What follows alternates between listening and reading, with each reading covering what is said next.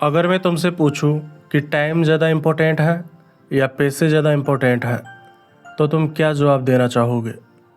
मुझे पता है तुम्हारा जवाब होगा कि टाइम ज़्यादा इम्पोर्टेंट है। तुम यह जवाब दे पा रहे हो क्योंकि तुमने इस सवाल का कई बार सामना किया है, इसीलिए तुम्हारे पास में रटा हुआ आंसर है कि टाइम ज़्यादा इम्पोर्टेंट है। मैं इस बात को मानता हूँ कि टाइम एक बहुत ही महत्वपूर्ण चीज़ है, बहुत ही इम्पोर्टेंट चीज़ है। लेकिन मैं आपसे पूछता हूँ, क्या आपका टाइम उतना इम्पोर्टेंट है, उतना महत्वपूर्ण है? क्या आपने अपने समय को उतना मूल्यवान बनाया है?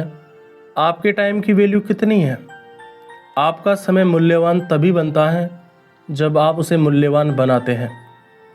कोई व्यक्ति दिन के 300 रुपये कमाता है, कोई व्यक्ति दिन के 1000 रुपये कमाता है, तो कोई व्यक्ति दिन के 10,000 रुपये कमाता है, तो कोई व्यक्ति ऐसा भी होता है जो दिन के लाख रुपए या उससे ज़्यादा कमाता है।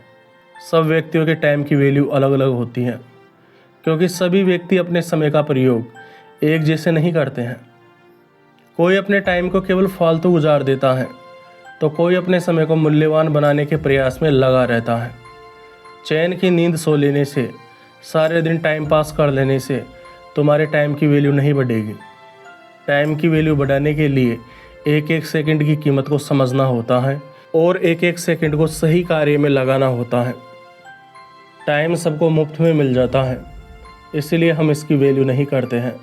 लेकिन पैसा मुफ्त में नहीं मिलता, जिसकी वजह से हम इसे महत्वपूर्ण समझते हैं। लेकिन मैं आपको बताना चाहूँगा कि टाइम से पैसा खरीदा जा सकता है, लेकिन पैसे से टाइम नहीं खरीदा जा सकता। हाँ, आप दूसरे व्यक्तियों को तनख्वाह देकर उनके समय का प्रयोग उनको ऐसे कार्य करवाने में करवा सकते हैं जिनसे आपको फ़ायदा हो, जिससे आपकी प्रोग्रेस हो। लेकिन मैं बात कर रहा हूँ उस टाइम की जो हर वक्त बीतता जा रहा है। चाहे आपके पास में अरबों रुपए हो, लेकिन आप बीते हुए समय की एक सेकंड भी नहीं खरीद सकते। अपने समय का जितना ज़्यादा हो सके उतना सही प्रयोग करो। या तो तुम खुद समय रहते समझ जाओ, वरना समय आपको ज़रूर समझा देगा।